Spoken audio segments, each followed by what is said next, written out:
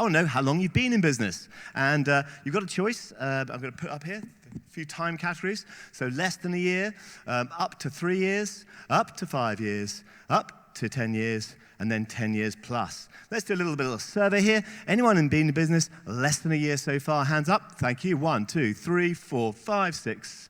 6 of you. Brilliant. Thank you. Anyone up to 3 years? 1, 2, 3, 3, 3, 4. Raise on 5 or 6. It's like a bidding game here, right? We've got 6 there. Fantastic. And up to 5 years. Anyone 5 years? 1, 2, 3, 4. 4 of you up to 5 years. Brilliant.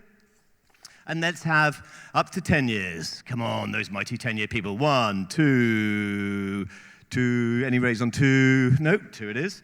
And then 10 years plus. There they go. I knew this was going to be the case. Let's count it. 1, 2, 3, 4, 5, 6, 7, 8, 9, 10, 11, 12, 13, 14, 15, 16, 17, 18 or so. That's fantastic. Right. There we go. Now we understand the crowd. You understand a little bit about yourselves as well, which is great. Can we have hands up, by the way, for those people who are employed, not in business, who's employed? Fantastic. Great to see you guys as well. And fantastic to see anyone else who's neither employed or owning their own business at the moment. Brilliant.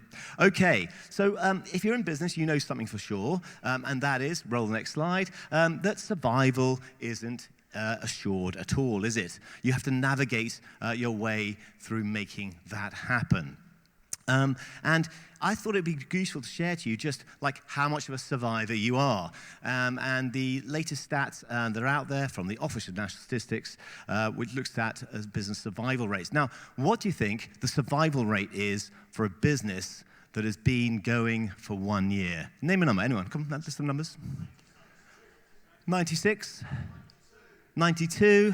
Don't tell me it says it behind the screen. Oh, fantastic. Look at that. Thank you to the back. Thank you to the back. Listen, and she just felt he needed a helping hand. That's what she felt. Okay, let's have the next one then. Let's wait for the roll on this one. Let's see, what's the survival rate of someone up to 3 years? This is quite interesting, this one. 5 or 3, what do you think, 3 years? 20, 40, 30. Not bad. Let's roll it up. Let's see what we get. 53%. So, it's a pretty big drop-off rate if you think about it.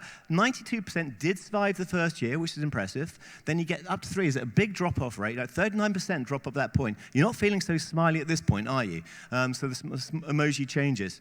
So let's work out what the survival rate is then to the magic of 5 years. Give me the percentage. It's obviously coming down a bit here. 10. You think that's a big drop-off. Wow, you're not confident in business there. 30, yeah, let's go for it. Roll it out. Let's see what we get. 39%, okay? So you've got this big drop, a little bit drop off there, and suddenly, you're feeling a little bit, this business is a tough old game. And then we get to the 10-year mark. 10-year mark, give us the number, everyone. What do we think? 10%? Any raise on 10? 20?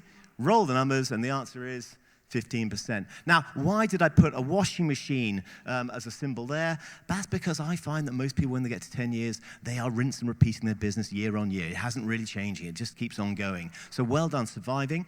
But if you just flip over, you can see there. If you've survived in business this stage, you are a winner. So well done you. And a round of applause, right? I think for all these people who pushed it out there. It really is not easy. Now, it's especially not easy because the world of business at the moment is crazy fast. The speed of it, right? That speed, it is moving. It's moving in all sorts of ways fast. It doesn't matter whether it's the economic shocks of the market, lots of those. It doesn't matter whether it's the product life cycle changing. It's whether there's information and media 24/7. Customer expectations. We are demanding people. Click, why is it not here? Everyone is getting more higher expectations. And indeed, just in the workplace, right? New jobs are appearing, but also other jobs are disappearing. So the workplace is changing. It is a difficult place to there. But if you want to exemplify the pace of change of business in one single slide, I think it's this one.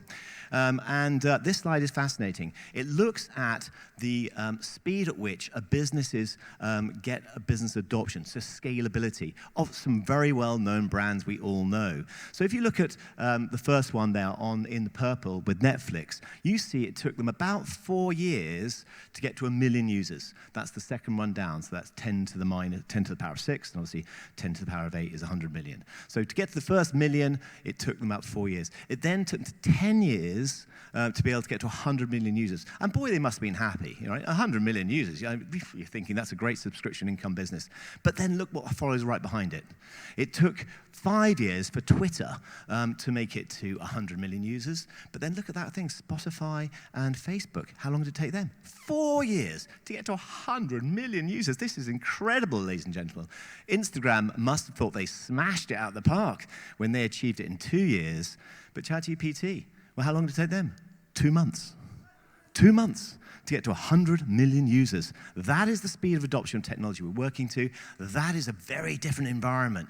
And of course, that can create some anxiety in us as business owners. Even if you've survived, thinking, wow, am I going to be able to keep up with this? Sometimes I can't make a decision whether I should hire someone or fire someone, let alone 2 months getting 100 million users. This is a difficult place to be. Now, there's a great sort of fork in the road for you here, because you can either see this pace of change as an opportunity, or you can see it as a threat. You make a choice which you want to do. Now, there's a great phrase by the wonderful Henry Ford. May not be a nice character, but he did come up with some great phrases. And this is what he came up with. He said this: whether you think you can or you think you can't, you're right. That's the choice. So on this journey with me today, I want you to think a little bit about the fact this pace of change, the world is crazy fast, is an opportunity. Because if you think it is, you're right. It is an opportunity. It can be a negative, but let's take that. So with me, let's go on a little bit of a journey to see if we can't future-proof your business, which I think we can. And listen, while we're there, why don't we try and smash last year's performance at the same time? Yeah, would that be a good thing to do? Let's learn how to do that. Well, we can do that, and I would like you to be able to do that without you working any more hours or getting more stress. I'd like you to do that without slashing your prices.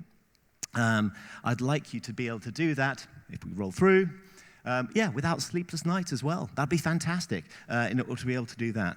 And I'm going to do that by revealing 3 secrets to you. 3 secrets that I'm going to reveal to you that are going to be able to allow you to do that. And these 3 secrets, anyone can do, right?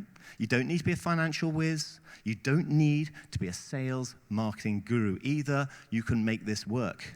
So, what are these 3 amazing secrets, I hear you say? Well, the first one is the missing ingredient in every failed business I've ever seen. I promise you, I see loads of businesses. Every business I've seen that's failed, there's one thing they all have in common. And by the way, it's not just failed businesses. It's stalled businesses or businesses that are going downhill. They all have the same missing ingredient that we're going to cover off today.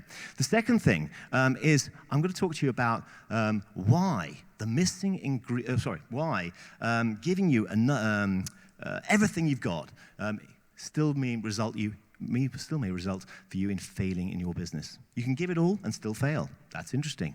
We need to tackle that. And the third thing we're going to tackle, the third secret we're going to look at there is to how we're going to tackle the number one growth killer for every business. There's one growth killer for every business. How are we going to tackle it? Now, if we could do all those 3 things, that would be fantastic to do. But there is a word of warning for you, right? You can't unlearn this stuff, right? Once I've given you the secrets, you're going to have a choice. You're going to be able to go left and try and take them. You're going to right and do something different. Or you can stick with your own way, and that could just take you over the cliff, right? That's not a great place to be at all. So you get a choice of what you want to do at the end of this in about 30 minutes' time. So where do these secrets come from, right? Where are they? Well, I've had the luck to be able to study from the absolute best in the world. Absolutely brilliant. I've had the basically training in business pretty much all my life. I've worked in London. I've been to the London Business School twice, been to Harvard Business School. I'm lucky enough to be a chartered accountant. Some don't think that's lucky, but it's quite helpful. I'm a certified business coach, a qualified as executive coach, and I've been lucky to hold some incredible positions. So I've been Chief Operating Officer, Head of Transformation. I've been Head of Global Operations, 3,000 people, 40 countries in the world.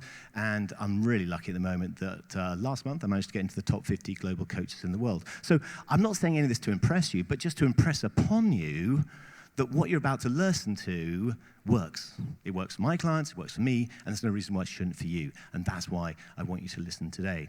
So what is that first secret? Let's go for it. The first secret, the missing ingredient in every single business I see that has failed is really simple. It's this: destination unknown. Simple as that. See it time and time and time again. Even for quite good businesses, the destination can be unknown. And what does that create? It's like walking through the desert in the sand. You spend your time taking step after step after step. Yet what are you tackling? You're tackling the next issue, your next fire drill. You're walking through, and it's cash flow, it's difficulties. And what happens to people who walk in the desert? What generally happens? They generally go around in circles as well at the same time. Something we really need to talk about. So why are dreams not really understood or not really known? There's actually a very reasonable reason for that, actually, because what percentage of the population has a job? It's 89% as it stands today, and most of us have a job. And what do jobs do? Jobs do some really good things, actually. The first thing a job does is it might give you, well, in fact, by law it does, gives you a pension. Pretty nice, right? What else does a job do? Well, it gives you, well, you can be ill for a start, and you can still get paid. Incredible. Business owners, none of that happens for you. If you have a job, you might even get some health benefits. Guess what? You also get, wait for it, paid holidays. It's incredible having a job. No wonder 89% of the population is so smart. They've done a great thing. Then they obviously come up and then get free time. You can go and do your job, and you come back and the job's there the next day, right? On the whole, that's the way the world works. So jobs are great things. They're great things. And the difficulty is that if you have, I'm going to draw another picture here. If the difficulty is that if you have a job, it provides choices. Now watch this. You have a dream, okay? Now, jobs are good to an extent. What do they do about a dream, though, right? You don't have to dream that much, because the amount of money you earn, right, is limited, okay? So your opportunities are bounded by the opportunity of a job. So a job is great, right? But it gives you a comfort zone to work within. The most amazing thing, though, about a business is what? What could happen with a business? You can go beyond the barriers. You can dream bigger. Your life can be less bounded. You have no boundaries in a business. It can go where you want it to go. That's why having a business is so exciting. Now, the only downside to that is if you go out to business and guess what? You don't earn as much as you could if you had a job. And there's plenty of people do that. So the 11% of businesses that that exist out of the population, the working population, so many of them actually don't make it out to the boundary of success that is possible by having a job. And for some of those people, they should own up to it and go back and get a job. It's actually a great thing to do. Nothing wrong with that at all. But for those of you who are able to dream bigger and have that vision, then it's worth getting out there to think what you could achieve by having a business itself. And the business basically gives you unconstrained possibilities if it works. That's why it's so exciting. But at the same time, we aren't really trained into thinking about how to dream, to think what that is. Now, that dream obviously requires you to think hard. And when you think about it, what do you need to engage? You need to engage the spiritual, and you need to engage the logical. And you need to engage with both. And I think it was really interesting listening to the Hicksons here, where you need to listen to the spiritual first. You need to hear God's will for you. But you do need to equally engage with the logical. There are plenty of businesses I've seen out there, two very personal ones, where people absolutely believed that this was from God. They went out there, they spoke to prophets, prophetesses, they had people pray over them, and the business failed. And their reflection, and their good and godly men and women, was actually they had a lot of confirmation bias. They wanted it to be the case. And I do think that's something we need to talk about a little bit. So I believe in spirituality, I believe in grounding. The two have to come together. And I think I'm getting a lot of nods here from the front row. So the other thing about dreaming that's difficult is that you might have a dream on day one, And that's called a business plan.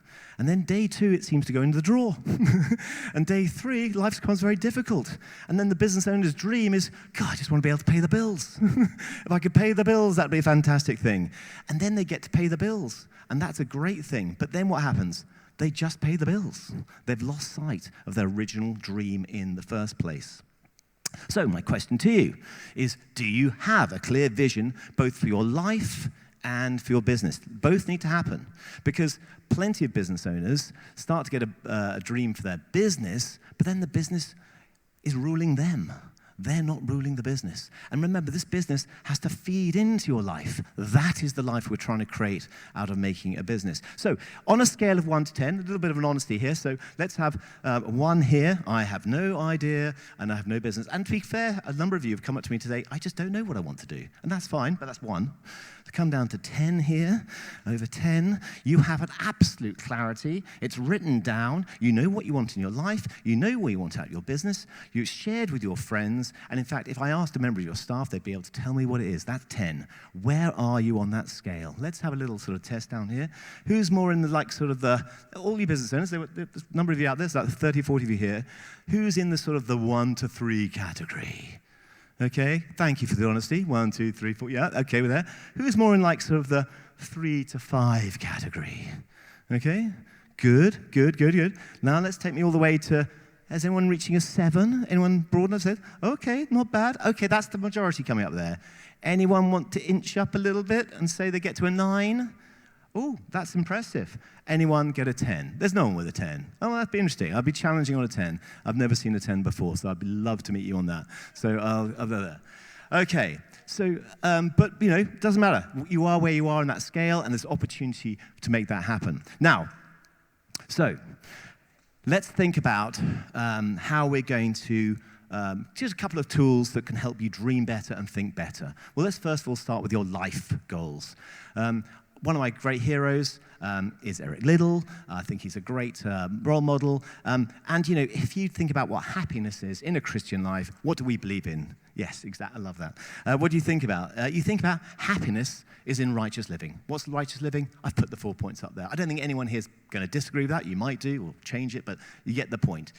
That's what we need to think. Happiness is in righteous living. How can we move from the 1 to 3s more to the 10? Well, if you had a 10, you'll probably have one of these. It's called a dream chart. Really simple thing to do. You don't need to over-spiritualize it. It's quite a fun thing to do. In fact, I had a client the other day that really wanted to do this. They couldn't find any time in their life, they believed, to make a dream chart. So him and his wife asked their parents to look after the children for the day. And one of their dreams they knew already was they wanted to own a boat. So what did they went to Exeter Harbour and they hired a boat. And then they went out in the middle of the sea, no mobile phones, and they spent a day doing their dream chart. And they came at a fantastic time. It's a great thing to do. And when you do a dream chart, you put down the pictures and the images of everything you want to dream about for your life, and then you stick it outside your bedroom for everyone to see it, including your children. You can do it with your children, by the way, and you start to think about where you want to go. Simple tool, very easy to do. But then you say, well, that's my dream for my life, but what about my business? Because I need both of these to work. Well, first of all, you need to define what a business is. And this is my definition of business. In fact, it's not my definition. It's the ActionCOACH definition. It's one that Steve actually believes in as well. And it's this: a commercial, profitable enterprise that works with or without you. That is the aim we're trying to get out of a business, right? It's not the dream, it's the aim. What does that mean? Well, commercial, do people want to buy it? Profitable, it generates excess cash. It works, so you don't have to put all the hours in. You've got some leverage in your system, and then you can hire a team, and then it could work with or without you. What a fantastic thing. If you don't have a definition, take that one now. That will do.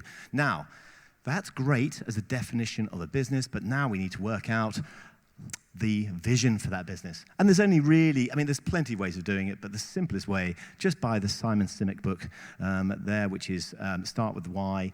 And it's so helpful because when I speak to so many business owners or people about to start business, the first thing they say, what do you want out of business? To make money. guess what? If all you want to do is make money, you won't succeed. Simple as that. If it's to make money, that's not it. You want to be able to do more than that, and that is provide a service that people want. So very much, definitely have a go for that book. So 2 simple things, and then you have a destination. And your chance of winning in business has dramatically increased, because I never see a failed business when they've got these in place. Simple as that. Okay, next secret. Why giving it your all can still lead to failure. Let's take on this one. Now, anyone recognize this famous ship? Anyone shout it out? Who said that? Straight off the bat, the Endurance. Do you know why, of course? She won Mastermind. I forgot about it. No, we got to the final of Mastermind. I think that's still a round of applause myself. Anyway, so yes, it's the Endurance. The Endurance. Famous ship, captained by Ernest Shackleton, and an incredible story that comes with it. Now, when Shackleton went out to go on the adventure, we've got a few adventurers here, a lot of adventurous spirits, he went out and put a job advert out. This is the job advert. Would you reply to this advert? That's an interesting case. Let's read it out. Men wanted, sorry about that, it was 1914. Yeah, who would be so stupid? Yeah, exactly. For hazardous journey, small wages, bitter cold, long months of complete darkness, constant danger, safe return doubtful, and then it goes on to their recognition in case of success. Please reply to Ernest Shackleton. Genuinely, the job advert went out there. How many responses did he have? Thousands, absolutely right, thousands. And why did he have thousands? Transcendence, a bold vision. Transcendence, what a nice word. Bold vision is what I've ended up with. Bold vision, it was absolutely amazing. And the journey was to cross the Atlantic, Antarctic from south across coast to coast. No one had ever done it. Incredibly ambitious thing to do. But the thing is, that job advert, did it include anything like knows my numbers? Did it include anyone like being an explorer before? Knows anything about ships? It didn't include anything about skills at all. There was nothing about skills. It was recruiting for this, the mindset.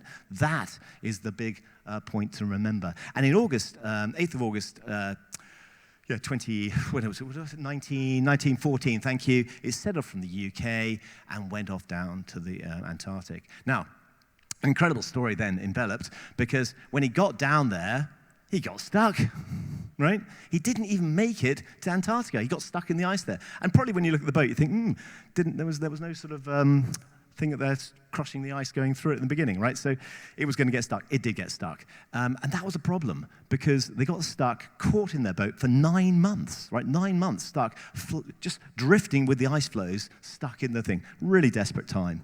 And you think that's got bad, but after 9 months, it got worse. Guess what happened? The boat got crushed, right? There was your return journey. Not happening. The boat was sinking.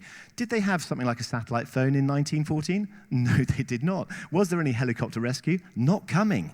So what happened? They unloaded what they could as they saw the boat cracking. They put all the supplies on top, and they created something called they call it the Camp Ocean and then Camp Patience. They made 2 camps in the end. Put all the stores down there, and now they had 5.5 months to live without a boat on those ice floes. They survived with eating seals, penguins, and the rest of their stores, and, well, that was good. But then at that point, then the ice broke up. What happened then? What happened then was very interesting. They launched the lifeboats, and you can think of these lifeboats, can't you? They're not like a modern one. They're like this. They are like this. And this is actual picture. I've actually seen the lifeboat. When you look at it, it sort of goes like from there to about sort of here, and you're going to go, this doesn't really look like much of a lifeboat. I could die using this, launch this boat. They had 3 of them, and they took this daring journey to go to a place called Elephant Island. You won't know where that is, but basically it's a rock in the middle of nowhere, but at least it wasn't moving, and it took them 7 days to get there, and they decamped. Now, that was fine. So they've now decamped in a place where they're never going to be found. Not very useful. So, incredibly, Shackleton took this heroic journey with 5 of them in one of the boat, the James Caird. That's the one I've seen in London. If you can go and see it, it's incredible. He then sailed 16 days just with the stars to find South Georgia Island. And they did it. Incredible, 16 days. I mean, it's just incredible stories they did it. They then got all the way there, and when they landed, they were unlucky. They got to South Georgia Island, and they went there because there was a whaling station, but they landed on the wrong side of the island. Okay, pretty true story. And so then they had to walk for 36 hours, non-stop. By the way, there were 5 of them. Only 3 were fit enough at that stage to be able to do the walk over top, so they left 2 behind. 3 of them got over the top, and they got to the whaling station. All sounds good. No, because the mission still had to be, the mission obviously was over, but a new mission emerged, which was everyone has to go home alive, right? Everyone has to survive this mission. And then they spent 4.5 months trying to get back from South Georgia to Elephant Island to rescue everyone. And quite incredibly, everyone survived. That's just a story and a half. Isn't it just an incredible story? Now, Shackleton couldn't have done that by himself, right? What happened was interesting. There were 3 big lessons that came out of the back of it, and the first was clear responsibility. The second was unshakable belief, the mindset. And the last thing was team-wide ownership. Really quite an incredible story. And that's why you don't actually need a team. What you need is the right team. Recruit for mindset first. That's it. You don't see that, right? Any job advert, it's how many years experience, skills, whatever we have. Very rarely do you recruit for mindset. That is what we need to do. Recruit first for mindset. Now, it's a little quick reminder here of, let me just turn over some slides here. Here we go. Of what is the job of a business owner. Sometimes really easy to forget what the job of a business owner is. Let me just draw it up for you. Here you are, you're a business owner. You don't smell, I promise. Okay, a business owner's job is to train and hire a team. That's the job. The team's job is to look after the clients. The client's job is to look after the business, and the business job is to look after the business owner. What happens, what do I see time and again, and why this is such an important moral to the story is what does the business owner do? Works with the clients. Why bother have a team? Right? That's another thing you see time and time again. Don't be that person. Make sure that you're putting the majority of your time into your team, and then you will succeed at business. Now, there's one great story, finishing parts of the Shackleton story, which has a God element to it, which I think I want to bring in. So as a postscript, when you read his memoirs, this is what he said. I'll read it out. He said, "I have no doubt that Providence guided us. I know that during that long and racking march of 36 hours over the unnamed mountains and glaciers of the South Georgia, it seems to me often that there were 4, not 3 of us. And every single one of the 3 people wrote that in their memoirs. They all felt God was in them during that challenge. I thought it was fantastic. Okay, so hire the right people. Let's move on. The last secret. We need to tackle the number 1 growth killer of all businesses. Now, this is interesting, right? I wonder if you're going to be able to guess what it is. Let me draw another slide. This is time. This is growth. Let me take a first business. The first business is treading water. So quite rightly, has a blue line to it. I put the blue line with a wiggly line because you'll have a year where it's go up, a little bit go down, but it's operating within boundaries. The business is operating within boundaries. This is a business that is treading water. Now, we also have businesses that are growing. Let's use green. There's a business that's growing. What is the difference between a business that's growing and a growth business, and a business that's treading water? Let's have some answers. Culture, let's have that. Let's write down some of the answers. Culture. Shout out any more? Innovation. Yep, keep going. Leadership, thank you. It's really not helpful. I'm deaf in one ear. What's this one? Product. Yep. Yep. Marketing. Risk-taking. All sort of right, but not the answer I'm looking for. There's one thing that you need to put in the answer, and that is this. It is 5 hours working on the business rather than in the business every week. All business owners that I see struggle, that are here, are working 100% of their time in the business. They spend none of their time working on the business. That is the reason. Simple as that. And there's a lot of reasons for it. We'll take some slides in a second for why that is the case. But if you can spend 5 hours working on the business every week, your business will grow. Guaranteed. End of story. That's what will happen. Those that don't, if you look at your business today and it's not growing, it will be because you're not spending time working on the business. It is simple as that. So let's take that's a growth business. Let's take, for instance, what would happen if we had a turbo business. Go up here. What's the difference between a turbo business and a growth business? Who said that? 10 hours. It's absolutely right. It's 10 hours working on the business, but also there's another part to it. It's 10 hours working on the business and also 10 hours of learning. Self-learning. Yeah? Your business cannot outgrow its earnings. Sorry, your learnings. Right? You can't outgrow it. So if you're not learning more, your business can't grow more. It is as simple as that. So 10-10. That's a turbo business. And there is the odd exception out the side there. You may not like him, Elon Musk, but he goes 20-20.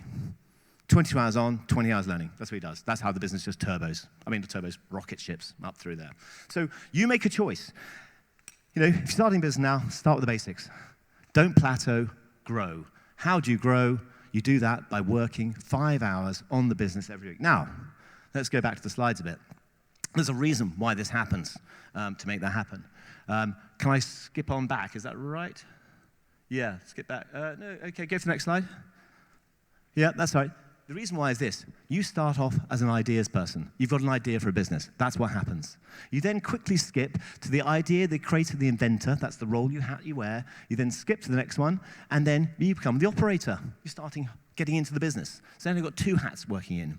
Then, as the business goes on, you think, oh, this could work, this thing. You become a business owner. And now you've got lots of things happening. And so you start to be pulled more into the business, and you work 100% of your time working in the business, and you've lost track of working on the business. That's what's happened to you. And as a number of people have said along the journey, you end up wearing all these hats. Head of marketing, head of sales, head of everything.